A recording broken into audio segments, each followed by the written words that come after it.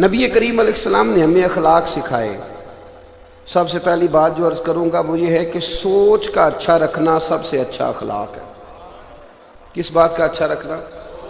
یا ایھا الذین آمنوا اجتنبوا کثیرا من الظن ان بعض الظن اثم، اے ایمان والو بہت سارے گمانوں سے بچو، بعض گمان بھی گناہ ہیں۔ آج نا معاشرہ سب سے زیادہ میلا اس لیے ہوا ہے کہ سوچیں بڑی میلی ہے۔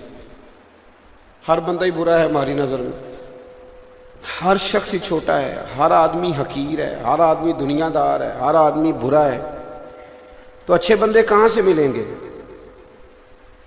ہم لوگوں نے کہہ کے نا مولوی بھی برے، پیر بھی برے، درویش بھی برے، سیاستدان بھی برے، جتنے لوگ امیر ہوئے سارے 2 نمبر طریقے سے ہوئے۔ تو خدا کے بندو، نبی پاک علیہ السلام نے فرمایا تھا میری امت کبھی گمراہی پر جمع نہیں ہوگی۔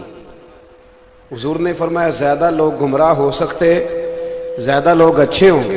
اس کی آواز ذرا ٹھیک کر لیں، پھٹ رہی۔ تو یہ ہم نے کیسے گمان کر لیا کہ لوگ برے ہیں؟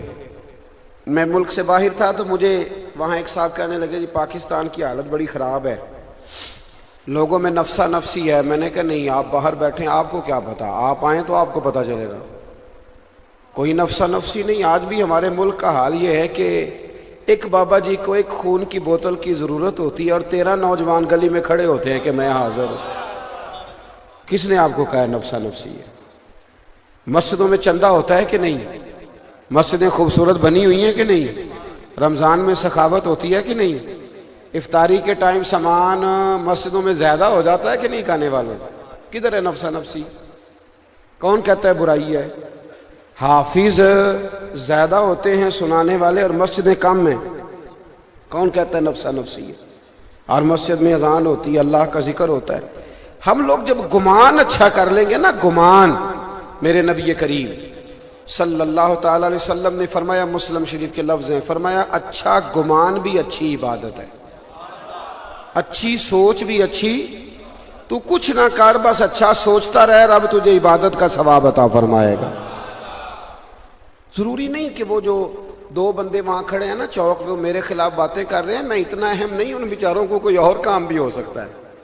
یعنی میں اپنے آپ کو اہم سمجھ لیتا ہوں کہ ساری دنیا جی میرے ہی خلاف ہے، اور رہنے دے یار، اور بھی کم ہے زمانے میں محبت کے سوا، لوگوں کو اور بھی کوئی کام ہو سکتا ہے کہ تیرا ہی کام ہے بس۔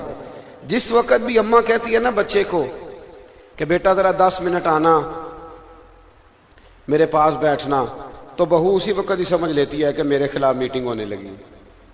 وہ بھئی اس کا بیٹا ہے، اس نے پالا ہے، جوان کیا ہے، 20 سال رہا ہے، جب تو نہیں آئی تھی تب بھی اس کے پاس تھا۔ تو یہ کیسی بات عجیب ہے کہ وہ جناب میرے خلاف ہی بات ہوگی۔ اسی طرح جس وقت بھی بیوی اپنے خامن سے کہتی ہے کہ ذرا علیحدگی میں میری بات سنیے گا، تو ضروری تو نہیں اس کا معنی یہی ہو، توجہ ہے نا میری بات پر، کہ وہ وہاں میٹنگ اسی طرح کی ہونے لگی ہے، یہ کوئی ضروری تو نہیں۔ ہوتا یہ ہے میرے عزیزو کہ ہمارا جب گمان اچھا ہوتا ہے، ہماری جب سوچ اچھی ہوتی ہے، نبی کریم علیہ الصلوۃ والسلام نے فرمایا تھا لوگوں کی جاسوسی نہ کرنا ورنہ تم لوگوں کو خراب کر دو گے، تمہاری جاسوسیاں خراب کر دیں گی، تباہ کر دیں گی معاشرے۔ اچھا ہی سوچ رکھیں، اچھے طریقے سے وقت گزاریں۔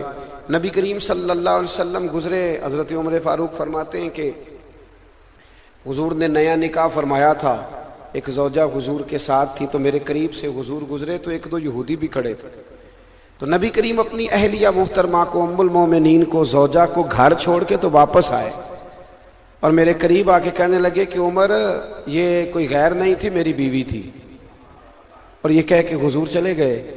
حضرت عمر کہتے ہیں میں فٹافٹ پیچھے حاضر ہوا اور دست بساز کی، حضور میں نے کچھ سوچا تو نہیں، یہ آپ نے کیا فرمایا؟ نہیں، تیرے ساتھ جو لوگ کھڑے تھے وہ سوچ رہے تھے یہ بی بی کون ساتھ جا رہی ہے، تو میں نے ان کی بدگمانی کو دور کیا ہے۔ یار موٹر سائیکل پہ جو عورت اور مرد جا رہے ہیں ضروری نہیں کہ وہ برے ہی ہوں، وہ بہن بھائی بھی ہو سکتے ہیں۔ اپنی سوچوں کو صاف ستھرا کریں، اچھا کریں۔ پاکیزہ سوچوں والے لوگ پاکیزہ معاشرے بناتے ہیں، ان کے تعلقات قریب رہتے ہیں، وہ ایک دوسرے کو اپنا دوست سمجھتے ہیں۔ اور جب سوچیں گدلی ہو جاتی ہیں، میلی ہو جاتی ہیں، جب انسان ہر وقت دوسرے کو حقیر جانتا ہے۔ ہمارے بزرگوں کی سوچ کیا تھی؟ حضرت عبداللہ ابن مبارک رحمۃ اللہ علیہ، حضرت شفیق بلخی کی ملاقات ہو گئی، جناب شفیق بلخی رحمۃ اللہ علیہ کی عمر تھوڑی تھی لیکن درویش تھے. حضرت عبداللہ ابن عمر کی عمر مبارک بھی زیادہ تھی، عبداللہ ابن مبارک کی بڑی عمر کے تھے. محفل کا اختتام ہوا تو حضرت عبداللہ ابن مبارک فرمانے لگے شفیق دعا آپ کریں. وہ کہنے لگے نہیں آپ ہی کریں. انہوں نے کہا نہیں آپ بڑے ہیں، عمر آپ کی زیادہ ہے تو نیکیاں بھی تو آپ کی زیادہ ہیں نا، لہذا دعا آپ کریں. تو حضرت عبداللہ ابن مبارک فرمانے لگے نہیں بیٹے تیری عمر کم، میں تو تیرے گناہ بھی تو کم ہی ہے نا، لہذا دعا آپ کریں. تو سوچ ہے نا، اگر آپ اپنی سوچ کو بدل لیتے ہیں، اس کو اچھا کر لیتے ہیں، میٹھا کر. لیکن ایک بندہ کہتا ہے کہ مینو کی مصیبت پئی ہے، اماں نو بھی میں ہی خرچہ دیاں، یہ بھی ایک سوچ ہے، اور بھائی کا بھی میں ہی خیال رکھوں اور یہ سارے میرے پاس ہی آ جاتے ہیں. ایک سوچ یہ ہے، اور ایک سوچ یہ ہے کہ کتنا میں خوش بخت ہوں کہ اللہ نے یہ ساری نیکیاں میرے حصے میں رکھی ہوئی ہیں. میں نے ایک نوجوان سے کہا کہ ماں باپ آپ کے ساتھ رہتے ہیں؟ اس نے میری بڑی تربیت کی. کہنے لگا نہیں پیر صاحب میں ماں باپ کے ساتھ رہتا ہوں، میں ان کے ساتھ رہتا ہوں، وہ نہیں میرے ساتھ رہتے، میں ان کے ساتھ رہتا ہوں. تو میرے بھائیوں اچھی سوچیں. پاکی امام عبداللہ یافعی رحمۃ اللہ تعالیٰ نے لکھا ہے کہ سارا بغداد جو تھا وہ حضرت بشر آفی کی عزت کرتا تھا، اور صرف انسان نہیں جانور بھی حیا کرتے تھے.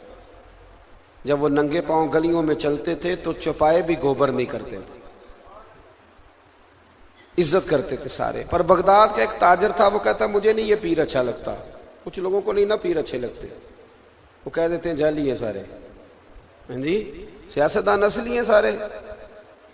بولتے نہیں آپ لوگ، ناراض ہیں آپ کہ سیاستدانوں کے سپورٹر ہو؟ سیاستدان اصلی سارے تاجر. لیکن آپ دیکھ لیں جتنا پروپیگنڈا دینی لوگوں کے بارے میں کیا جاتا ہے، اور جب دینی لوگوں کی بات ہوتی ہے تو یہ سارے دنیا دار ایک پلیٹ فارم پہ جمع ہو جاتے ہیں. چلے میں ایک دعا کرتا ہوں، آپ آمین کہنا. دعا فرمائے اللہ اہل حق دینداروں کو ایک جگہ پہ جمع فرما دے.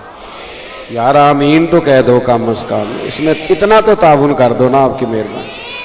تو وہ کہنے لگا تاجر کہ مجھے نہیں اچھے لگتے تھے حضرت بشر آفی. بھائی تمہیں کیوں نہیں اچھے لگتے؟ تو دلیل سن لو. کہنے لگا جی وہ نا جمعے والے دن فرض پڑھ کے چلے جاتے ہیں، باقی نماز نہیں مسجد میں پڑھتے. وہ پتہ نا امام صاحب کو لوگ پابند کرتے ہیں، کہتے ہیں تو نے سنتوں سے پہلے آ کے مصلی پہ بیٹھنا ہے، اور عصر کی سنتوں سے بھی پہلے. مقتدی کی مرضی ہے وہ چوتھی رکعت میں شامل ہو یا تیسری میں، لیکن امام صاحب کو اس کو پابند کرنا ہے.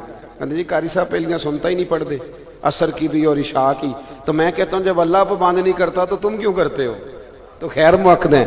جب اللہ رسول نہیں پابند کر رہے تو آپ یہ پابندی کیوں لگا رہے ہیں؟ بھائی نفل پر اللہ رسول پابند نہیں کر رہے، آپ کیوں کر رہے ہیں؟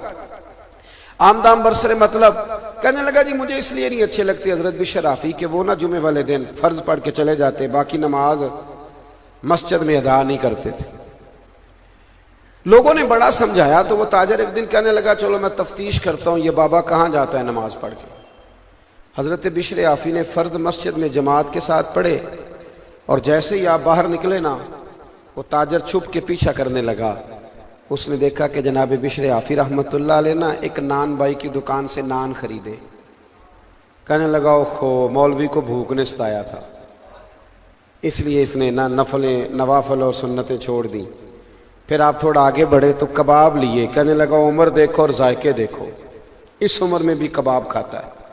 کہتے پھر وہ تھوڑا آگے بڑھے اور جنگل میں وہ چلے گئے تو میرے دل میں پھر گمان آیا کہ بابا نا مریدوں سے چھپ کے سبزے پہ بیٹھ کے نان کباب کھائے گا اور واپس آئے گا تو خشک روٹی کھا کے لوگوں کو بتائے گا کہ میں سادہ ہوں. فرماتے ہیں کہ میں بدگمانی پہ بدگمانی کیے جا رہا تھا. جنگل کا تھوڑا سا رستہ جب گزرا نا تو ایک کچا مکان آیا، ٹاٹ کا پردہ، پرانے زمانے کی کنڈی. کہتے ہیں جناب بشر آفی نے دروازہ کھولا، اور جب آپ اندر گئے تو میں باہر سے دیکھ رہا تھا کہ ایک فالج زدہ بوڑھے بیمار بزرگ چارپائی پہ لیٹے، اور کہتے ہیں ان کے منہ سے رطوبتیں نکل رہی ہیں. جناب بشر آفی نے کھانا رکھا اور فٹافٹ پہلے بابا جی کو سیدھا کر کے لیٹایا، اور پھر ایک مٹکے سے پانی پیالے میں ڈالا، اور پھر اپنی پگڑی کھول کے اس میں ڈبو کے بابا جی کا منہ دھویا، اور پھر جب پہلا لقمہ بابا جی کے منہ میں رکھا تو بابا جی رو پڑے، کہنے لگے بشرافی یار مجھے تو اپنے بھی چھوڑ گئے، پر 14 سال ہو گئے تو روز میری روٹی لے کے آتا ہے، تو کب تک آئے گا؟ کب تک تو یہ ڈیوٹی کرے گا؟ میں زندہ لاش پتہ نہیں کب تک بنا رہوں گا، تو کب تک آئے گا؟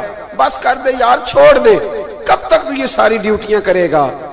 حضرت بشر آفی نے نا بابا جی کے آنسو پونچھے اور کہنے لگے اب نہ کہیے گا کہ آپ بوجھ ہیں، اب نہ کہیے گا، یہ جو سارا شہر میری عزت کرتا ہے، میں ننگے پاؤں چلتا ہوں تو چوپائے بھی گوبر نہیں کرتے، تو یہ میرے چلے اور عبادتوں کی وجہ سے نہیں، میں آپ کی خدمت کرتا رہتا ہوں تو رب نے مخلوق کے دلوں میں میری محبت پیدا فرما دی۔ وہ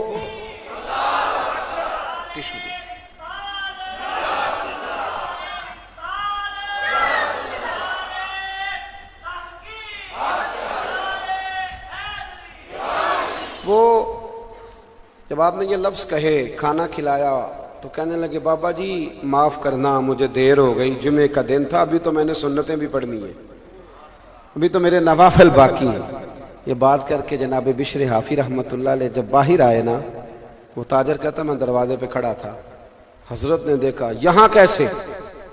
کہتے میں نے کہا حضور معاف کر دے، جس چیز کو میں آپ کی غلطی سمجھتا تھا وہ تو سب سے بڑی نیکی نکل آئی ہے، ارے کچھ تو مجبوریاں رہی ہوں گی، یوں ہی کوئی بے وفا نہیں ہوتا۔ کہا جس کو میں آپ کی غلطی سمجھتا تھا وہ تو نیکی نکل آئی، قدموں میں بیٹھ گیا، کہا مرید کر لیں، فرمانے لگے ایک شرط ہے پہلے میری، ایک شرط، کا وہ کیا؟ فرمانے لگے یہ بات میری زندگی میں کسی کو بتائے گا تو نہیں؟ یہاں پیر صاحب کی کرامت ہو جائے نا تو وہ فیس بک پہ دی جاتی ہے کمپنی کی مشہوری کے لیے، جڑے محرم راز حقیقت دے او تے راز حقیقت کھول دے ہی نہیں، اے جنہ ویکھیا نہیں او کرن گلاں، جنہ ویکھ لیا او تے بول دے ہی نہیں۔ یہاں تو بھائی بتایا جاتا ہے کہ دوسروں کو بھی بتانا جا کے کہ فرق پڑتا ہے تاکہ لائنیں لگ جائیں۔ خدا کے بندو وہ لوگ محفوظ کرتے تھے ان چیزوں کو تاکہ قیامت کے لیے ذخیرہ ہو جائے۔ حضرت بشر حافی رحمۃ اللہ تعالی علیہ کہنے لگے کسی کو بتائے گا تو نہیں، زندگی میں کسی سے بات نہ کرنا، اس میں بعد از انتقال بتائے، سوچ اچھی رکھیں۔ اللہ کا کوئی نیک بندہ اگر آپ کو ایسا نظر آئے کہ بظاہر آپ کو محسوس ہو کہ یہ غلطی ہے تو تعویل کریں، اس کا اچھا پہلو نکالنے کی کوشش کریں، لیکن بدگمانیاں اپنے دلوں میں بٹھا کے اپنے ذہن کو میلا نہ کریں۔